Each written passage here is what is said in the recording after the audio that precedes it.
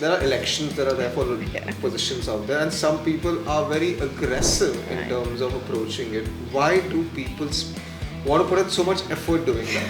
And not just once, consistently for a period of time. A very positive outlook. I know the changes that are coming. I've seen the numbers on the dashboard. Maybe this increase or the numbers are rising up slowly, but they are rising, and I think that's what we need to focus on. So you've been there for almost 20 years, right? Now, the fact that Toastmasters is across the world, is there a reason it's not catching up as rapidly as it should have? Because it's 100 years old. If it was something new, the marketing and all is different. But here's the thing, right? Retention can be good or bad. Now, if people meet their needs and then they move away, then that's amazing, all right? But if they're leaving because they didn't like the experience in the club, then that's something that we need to be worried about. And now we mostly have Gen Zs leading the clubs and all of that. And the style of leadership approaching situations is very different than the previous generations. Yes, sir. But with Gen Z, they need to know the why before they actually go out to do it. Why is this important? And if someone is newly joining Toastmasters today, let's say the first meeting that they're going to, what advice would you give them?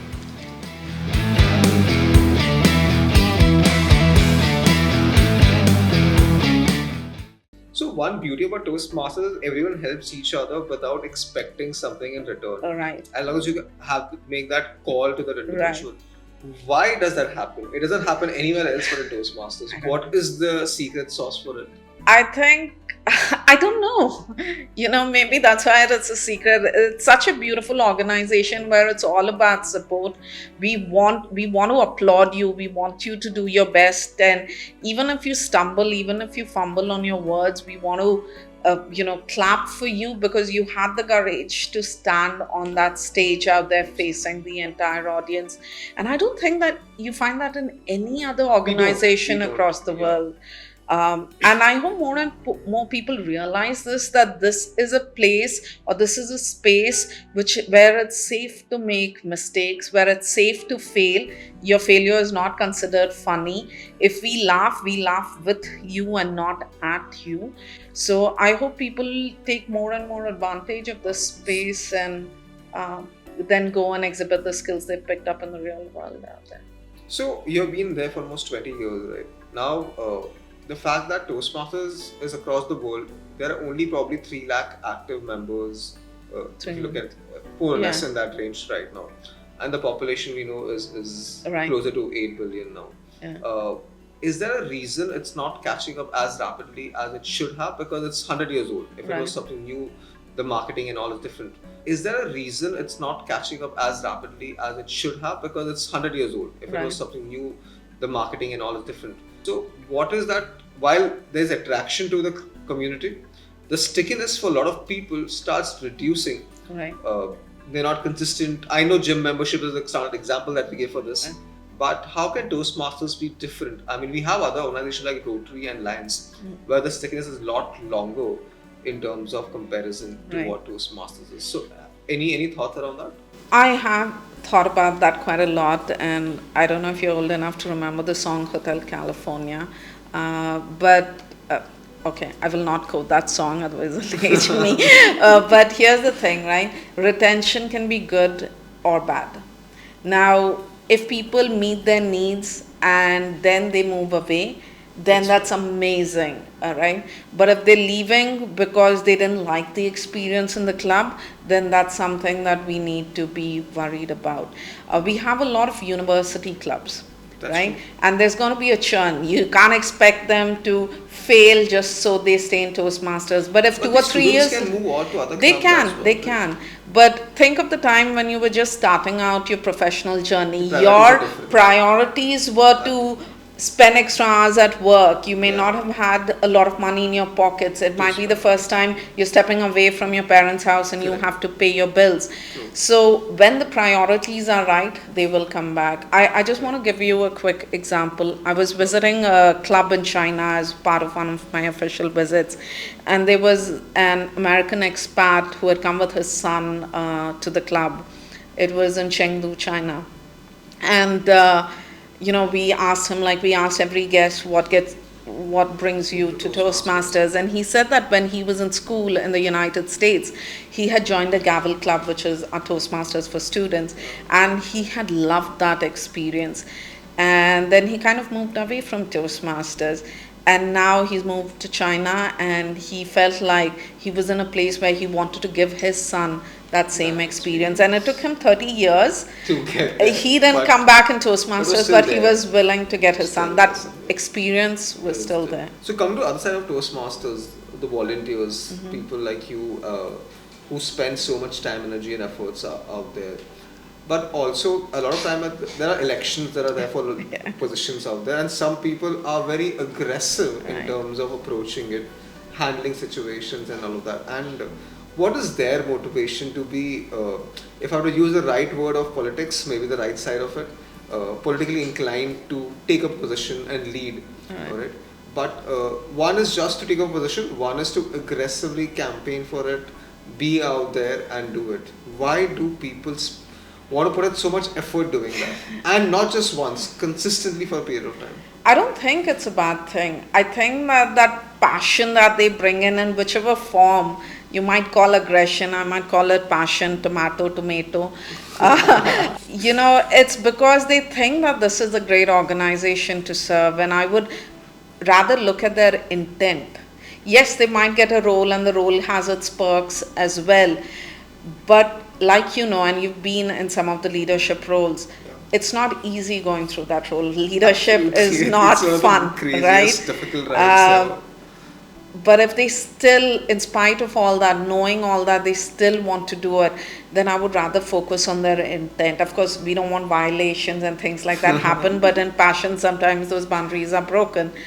But I would rather focus on where they are harnessing their energy. But sometimes this leads to interpersonal conflicts a lot, and it impacts the experience of a lot of people around, because a lot of people come in Toastmasters with the idea of learning, right? And when they attend or see some of these things happening in a public forum, they're like, this is not what I perceived Toastmasters to be. Right. So, and I'm really sorry that they had to see that, but we at the admin level are doing our best to keep refining the rules on the elections, trying to make the process much smoother. There was one point of time when in the elections anybody could stand for the floor, but now that's not allowed.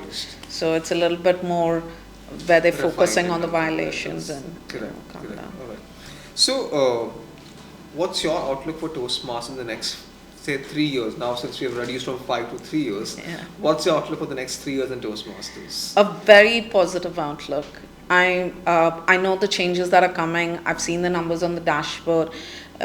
Our numbers are increasing compared to where they were for the pandemic a year or two ago. Maybe this increase or the numbers are rising up slowly, but they are rising, and I think that's what we need to focus on. We're doing a lot of changes at the board level. We are reforming districts, putting them together. We are trying to make the systems more efficient, make them more financially viable, changing the way leaders are elected here and there, and so there are lots of changes coming. So I have my fingers crossed, but I do feel very hopeful that we will stay out there and become a legend for the next 100 years. Do you believe some balance of few more full-time employees in different regions could add more value and weightage to the entire program where it is? It probably could, because we are a global organization, but at the same time, we are not in a place, we are a non-profit, so the finances are tight, and we do lead with that, our budgets are priorities. So once we get to that point where we are again in the growth mode, I believe we'll have what I like to say, we might be non-profit, but we do need the money to meet the mission. Running and running to spread the word of Toastmasters, and for that, yes, we do need support staff. Alright, so keeping your Toastmasters journey and your professional journey together or separate, your choice, define success or excellence for you. Success for me is where work doesn't feel like work. Work at the end of it still feels like me, in spite of the decisions, the discussions, and the detours that I have to take. So look at Toastmasters right now. In the last 5 years, especially post-COVID, do you think any 2 things that could have been different? Post-COVID? Missed buses, missed opportunities, or late on the track of it?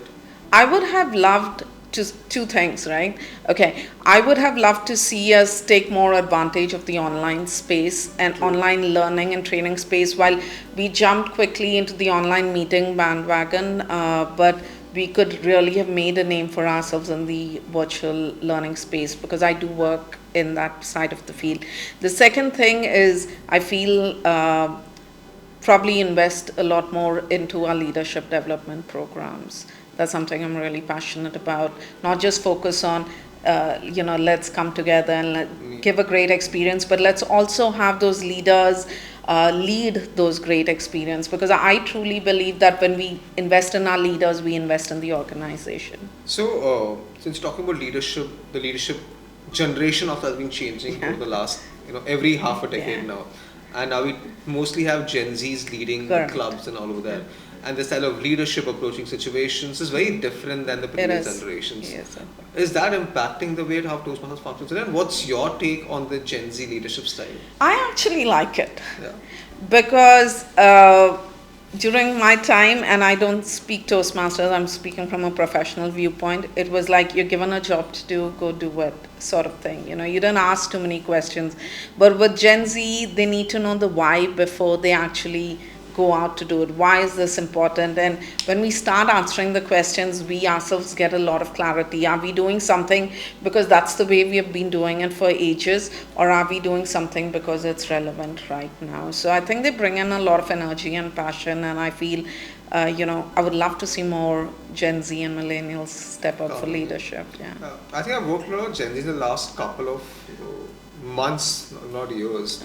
And if you find the right set of people, some of them are over enthusiastic to get things moving at a very faster pace, but they like to do things their way. Right. So answering what's in it for them is important to keep them convinced about where they're going. So since you mentioned about the fact that a lot of clubs today are undergoing a change. Now corporate clubs, for instance, a lot of corporates, they just want to experience public communication without the hassle of the admin side of it. Some kind of synergy and partnership of Toastmasters with corporates, do you think that could possibly change the way we have approaches or inroads towards these clubs? Yes, I think almost maybe 49-50% of our clubs are corporate clubs, are closed clubs today around the world. So I think it's important that we start focusing on that market as well. If we want to take it from the traditional space that we are looking at, then maybe club officers training programs just for corporates, because it's not a one size fits all.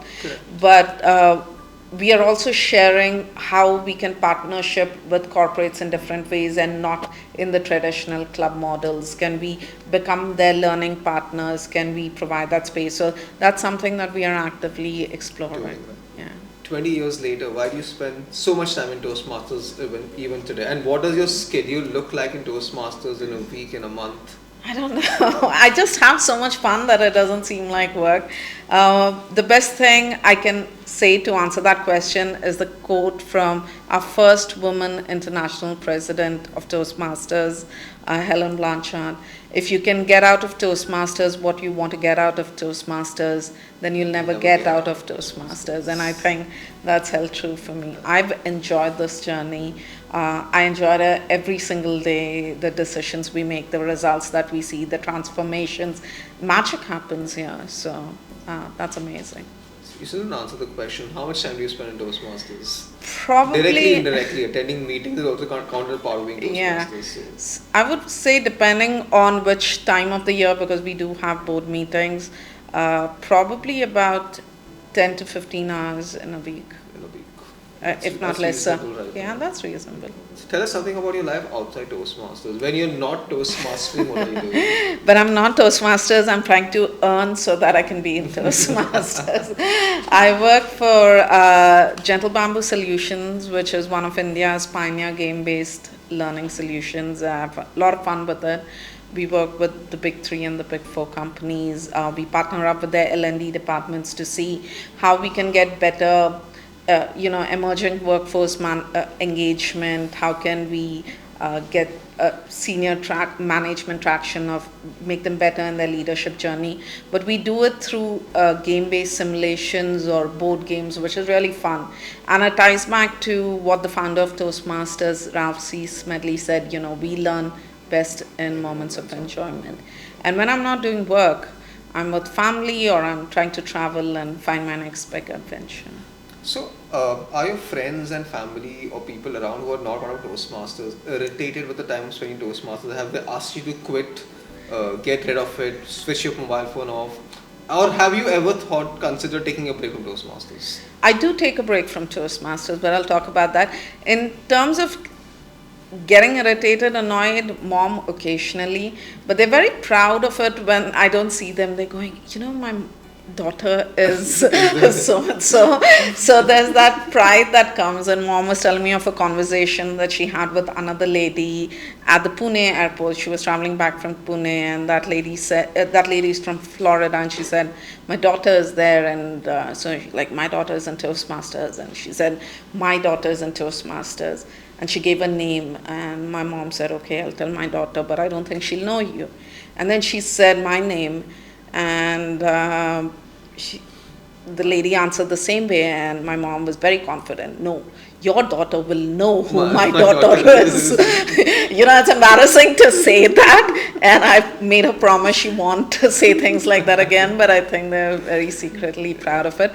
But I do take what I call Toastmaster detox days, where I don't do anything Toastmasters, especially once I come back from a board meeting or a conference or something. Those days are just for me, my family, my work, those kind of things. So got it. Balance. Great. All right, let's move on to the last and my favorite segment of this podcast is the rapid fire segment. We're going to ask you questions. You do not have time to think. Okay. You have less than 2 seconds to react and respond to these questions. Oops. All right, Okay. let's start with your favorite song. My favorite song is a Rajesh Khanna or Kishore Kumar song.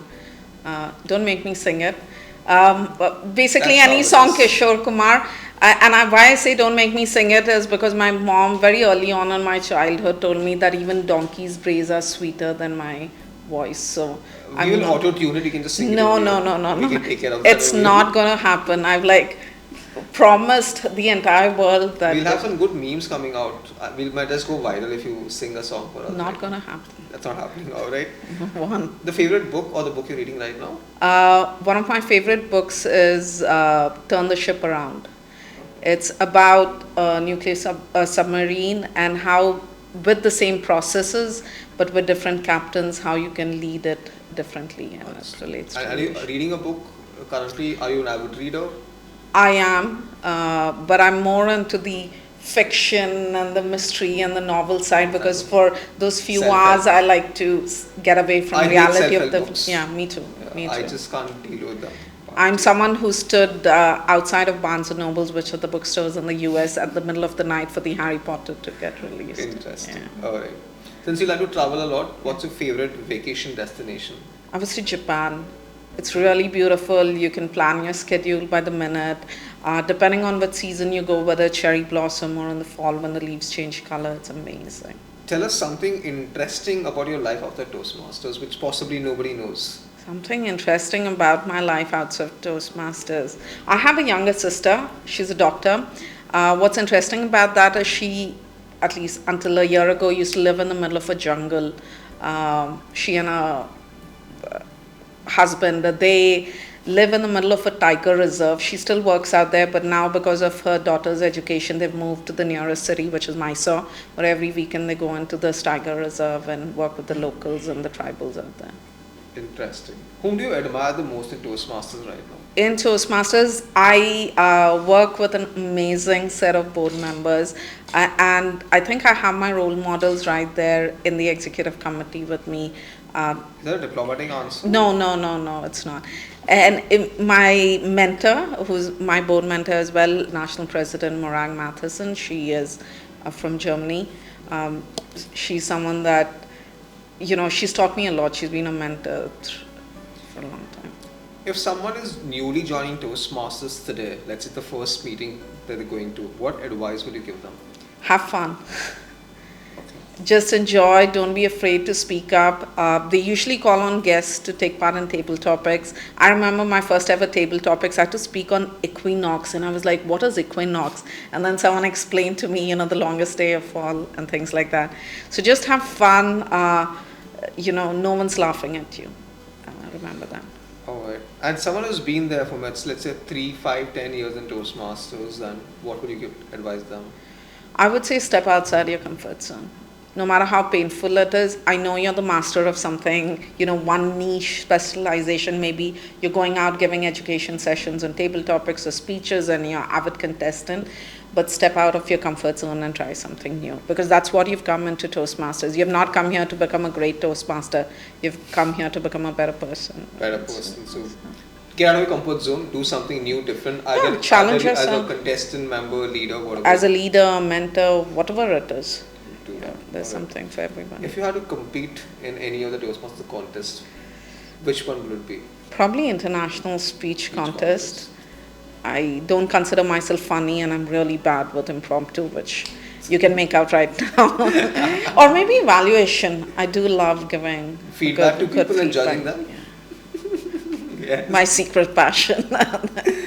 All right. If you look at the contest in general, one thing that you want to change in the contests? I wish people wouldn't take themselves so seriously. I wish the speech contests especially were, rather than a prepared speech, it felt like they were talking to us, because they would be more connect with them. With some contestants, it feels like they've practiced each and every word of their speech. I would like it to be more of a conversation, because there would be more connect. And one thing that should be changed in how people look at leadership in Toastmasters. Again, don't take yourselves too seriously. Your role is exactly for a year. Yes. And there's no leadership role that cannot be replaced. Before you also the club survive. After you also the club will survive. Do your best and leave the club, the area, the district better than you found it, is what I would say. All right. So the last question for this episode, Gauri, tell us that one friend you made in Toastmasters that you value a lot. Rather than friend, can I talk about a mentor that I've made in Toastmasters? You prefer friends? Okay, I'll prefer friend. Okay. You? I got to know you a few years ago. There are no brownie points for saying my name on my podcast. No, I think I've made a lot of friends. I have 2 friends, Pearl Fernandez and Natasha Rajshekar, who were division directors when I was the district director. Natasha is no longer in Toastmasters. Pearl, she's moved to Canada, and Pearl has moved to the United States. She still is very active in Toastmasters. But they are someone who've been with me throughout the journey, through all the leadership journey that I have taken. They come every year to the convention to support me, be with me. They're 2 of my biggest cheerleaders, I would say, and I'm very, very thankful for the friendship that I've been given by them. Thank you so much, Gauri, for your time on this podcast. I'm sure a lot of our audience members will learn something, know something more about Gauri beyond being a Toastmaster. And any final things that you want to tell our audience members?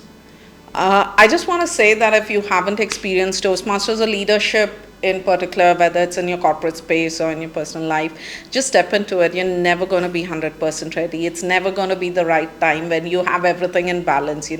If you feel that you've got 40% of the skills, 40% of something, just step into it. You don't have to be ready. You don't have to be perfect. All you have to be is willing to do the job. That's about it. All right, thank you so much, Gauri. It was wonderful hosting you in this episode of Beyond the Degree. I will see you all in the next episode of Beyond the Degree. Now, she is a local Mumbai girl. Maybe she was, but then currently she's placed abroad. To go to this place abroad, you don't need a passport. What I do is, when I tell people that I've done ventriloquism, I do ventriloquism, so I get 3 kinds of reactions. Okay. So ventriloquist.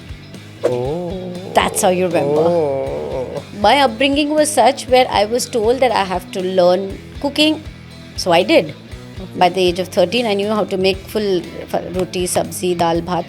I didn't know back then that I was being prepared to get married. Oh, 1821, and then you decided to get married. 1821? Age 1821 is college. I thought you were talking about the year. So how was it moving from Bombay to Nepal into a joint family, getting married so early. Everyone had their own temperaments, their own moods, their own equations, their own politics going on, which I was completely oblivious So you had a of. feeling of the Kyuki Sasbi ka I lived it. Oh, you lived it. I lived it. Sari, makeup, head cover, jewelry, bindi. So, from a fun, bindas, Correct. carefree person, I became this. I just transformed, just trying to fit in, trying to please everyone. Back then, what I was going through was major depression, like Yeah. almost suicidal to that level.